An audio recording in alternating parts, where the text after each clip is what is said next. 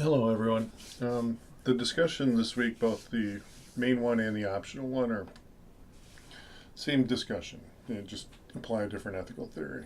But both of them are based on what's become known as the trolley problem. And I've always, over the time, people seem to get mixed up on this and want to change the scenario. So what I'm going to do is lay out why this is a problem, what the situation is, and then how you have to face it.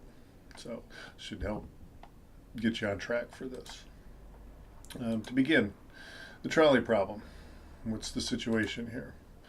And for the trolley problem, what's going on is a trolley is going down the trolley, going down the line, and what's happened is it's a runaway trolley. And there's 4 workers that it's heading to, and they are completely unaware that it's about to strike them. So they're going to die because it is a trolley. As you can see, this is San Diego trolley. And if this runs over you, you're going to die. So there's 4 people who are going to die. Now, you are in a situation where you can stop the trolley. But in order for this to happen, one person is going to die. So you have a situation where if the trolley goes, kills 4 people. If you act, one person is going to die. In the first scenario of this problem, you can divert the train. There's a lever there, you can toss the switch, and what happens is that one person is on the other line. So it's a divided, there's a switch, and what it can do is make the trolley go off on a side track. If it goes on the side track, the one person is going to get killed because there's one worker over there. If you don't pull the switch, it's going down the line where there are the 4 workers. But you can pull it, but one person goes. One person is going to die because it's on one person there. In the second scenario, it's slightly different in that you are in a situation where the extra person is next to you. And this person happens to be large enough that if you push them, it will divert the trolley enough that it'll save the 4 people. But you have to push the person in front of the trolley for this to happen. Okay? If you go in front of it, you're not large enough. Nothing's going to happen. It's just going to run over you and then crush the other 4 people as well. So the scenarios are, in the first case, you can pull a lever and switch the trolley to a side track where one person will die and save the 4. In the second scenario, you can push a person in front of the trolley. It's a large person. It will divert the trolley and it'll save the 4 people. Okay? This is all you know. You do not know nothing about the people. You can't consider anything about the people. The only thing you're worried about is what you can do. And that is the question. What do you do in both of these scenarios? So, the first scenario, we'll look at these a little more in depth here to try to explain. You can pull a lever. So we're sitting here. So there's 4 on the people on the right, or on the left. I'm looking at it on the left. And if you pull the lever, actually, they'd be on the right. If you don't pull the lever, the way that it's set up, there's 4 people on the left with the arrow going to the right. Those 4 people will die if you don't do anything. If you hit the little red and white sign, it'll turn it over to the left, and one person will die. So the workers are right there. There's no way they can get out of the way. They don't know what's coming. So you can't use that scenario. You can't understand. Oh, I set it up this way. 4 were there. And in this case, there's 1 over there. So what are you going to do? Which ones? You can't. They don't know what's coming. You can't warn them, yell at them. The only thing you do is pull that lever.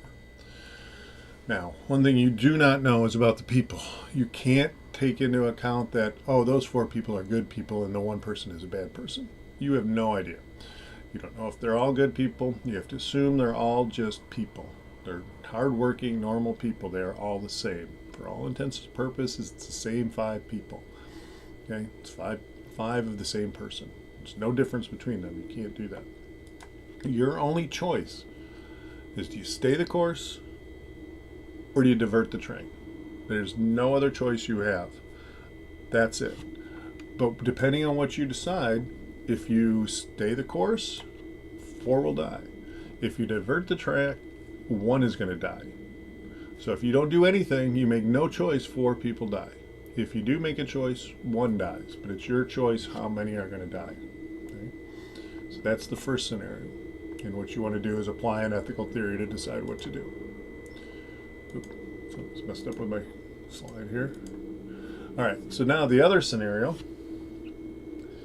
is push the person. So again, we got 4 people here. They're on the track, they're unaware, and there's no way to make them aware that the trolley's coming at them. You can push this person down in front of the trolley and it'll stop the trolley. But you have to push that person. The person's not going to jump. And if you try to jump, nothing happens, the 4 die. So then you got 5 people dead. Okay? But if you push this person, it turns out that the 1 will die and 4 will be saved. Okay? And again, I have to stress this. You know nothing about the people. As far as you're concerned, they're all 5 of the same individual. There's no difference between them. They're not, some are good and some are bad. They're all the same. Again, you got the same choice. Do you stay the course or do you divert the train by pushing the guy? This time you don't use the lever, you have to push a person. Okay?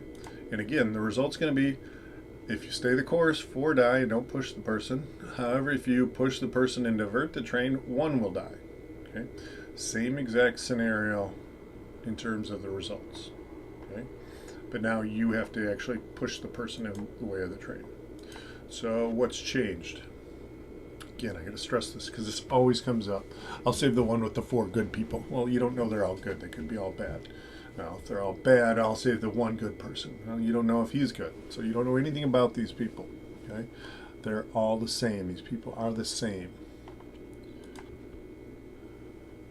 Who can do anything is the same. You're the only one who can do anything. And your options are either pull a lever in the first scenario or push the person. You can't yell out and say, hey, get off the tracks. That's not a possibility. It's not going to work. Okay? So you're the only one who can do it. And in both scenarios, the end result is going to be one of 2 things. Either 4 die or 1 dies. There's no changing that. That's the scenario. Okay? What is different? The action is different. Okay? In one case it's pull a lever, in the other one it's push the person. But when you make your judgment, so when you're doing the first judgment and you're deciding between deontological theory or utilitarian theory, you have to keep that the same in both scenarios. So are you going to judge the action on the motive, which is a deontological, or are you going to determine it on the result, the goodness of the result, which one has the most overall net good? That's utilitarianism. That has to stay the same. You can't switch ethical theories in your discussion. Pick one theory and apply it. Okay? So, when we look at this, what we're doing is what's being judged. If we're looking at it in terms of the motive we can consider in this case is no person should ever act in a way that will lead to another person's death. That's why we don't murder people. It's leading to their death. Okay? Good motive. That's the motive we want to do. We should never do that. However, if we apply that motive, we're justified in not pushing it because we would lead directly to that person's death. However, it also means we're letting a greater number of people die. Now we're going to let 4 people die. So if you should act on that motive, you got to let 4 people die. And that's why you don't do this. So it means if you act on the motive, you shouldn't pull the lever in the other scenario. Okay? Which is a dilemma. Because if we look at the result, we should always act in ways that produce the most good or the least negative. Well, 4 people living is much better than 1 person living and 4 dying. So that's why we pull if we look at the result, that's why we want to say pull the lever, because we're going to save 4 people and 1's going to die. But that means we're acting in a way that deliberately leads to that person's death, because by pulling the lever, you're killing that person. You're leading to their death. So, but if we use the result, it also means in that other scenario, we should push the person. Okay? That's the dilemma. We have what seems to be a good action in one scenario and a bad action in another when we're applying the same ethical theory. That's the dilemma. That's why this is a problem. It's one of these non-answerable situations. There's a little bit of a paradox here. And this is how you can show you understand how a particular ethical theory works. That's why I'm asking you just to apply one theory to explain how that works. Okay, so that's what the discussion's about. Do your best with it. I want to see if you can apply the theory. That's what I'm looking at. Struggle with it. It's going to bother you probably, which is perfectly fine. That's what this scenario is for.